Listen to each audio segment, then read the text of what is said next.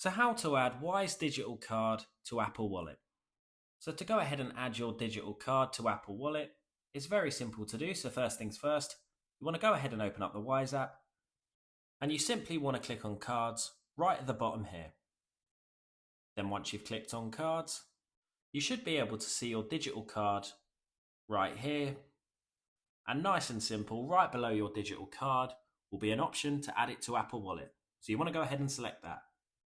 Then once you've selected Add to Apple Wallet, it'll pull you through to this page here.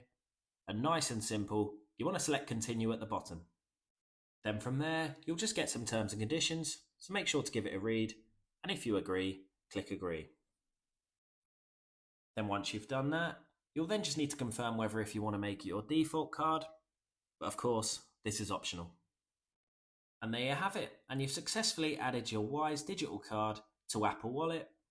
And if you go ahead and open up your Apple Wallet, you should be able to locate your new Wise card within the Apple Wallet. If you found this video helpful, please subscribe as it helps the channel massively.